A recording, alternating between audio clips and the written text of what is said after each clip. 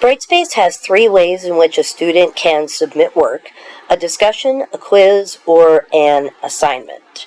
Assignments are really kind of what should be called drop boxes. So right now I am in an assignment Dropbox, and we can see that the instructions that I've left for the students is to download this attached file, complete it, and re-upload it. Notice how there's a faint square up here, and this is where the instructor instructions will be. The other thing that you want to look for is inconveniently placed all the way down at the bottom of the screen, and that's the rubric on which you will be graded for this assignment. So always be sure to come down here and check the rubric and make sure that you've added all of the things that you need to add. If I scroll back up, there is an area right here where I can drag and drop my file right into this dotted line square that's right here, or I can use the upload button and find a file on my computer. Because in this class you are asked to put pictures into your files, it could be that your file starts to get to 4 or 5 megabytes, or quite large. By chance, it could get bigger than this. And if you need to reduce your file size of the picture or the overall file, I would suggest doing a Google search and seeing how you can reduce the size of it. If you want to make sure that your file will be accepted by Brightspace, the best thing to do is make a PDF. And there are many ways that Google can suggest to make your PDF a smaller size.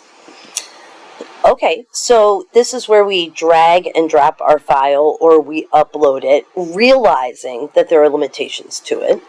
Also, for the drop boxes in my class, all of them have to be compatible with Turnitin, which is the plagiarism AI checker that the college uses.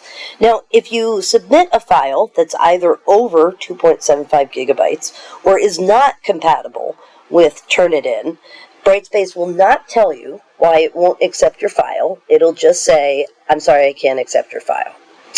So, the 2 most commons as to why Brightspace won't accept it is that it is not compatible with Turnitin, or it is larger than this size.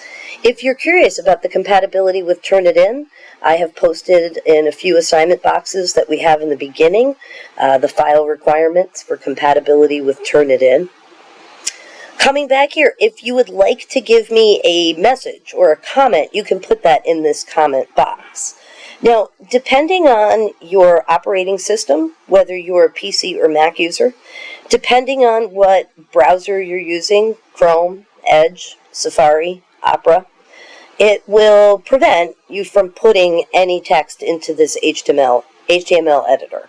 I find many times with Mac users that these drop boxes will allow you to upload something or type something into the text box. Because of the way that things are graded using Turnitin, you cannot turn in your entire essay into the comments box. I will grade it out as a 0 and leave you a message that I need you to come back in and I need you to upload the file. So, if you encounter problems, there is always the FLCC help desk that has hours on the weekend and extended into night. And there is always the SUNY help desk, whose information is on the home page of our course. So they're always the best things to contact, especially if you're having issues with a Dropbox, and Brightspace is not telling you why it is it won't accept your file. Once I hit submit, it won't submit it for you. Oh, that's right, I need to upload a file. Once I hit submit, it will tell me, oh, all is good, you've submitted your file, here it is right here. If I have my notifications set, I will also receive an email. If you and I get into a disagreement at some point that you have or haven't submitted something, it is always good to have these submission tickets at your disposal. So you should set your notifications to send you an email every time you submit something, or you should take a screenshot, which I'm going to do right now.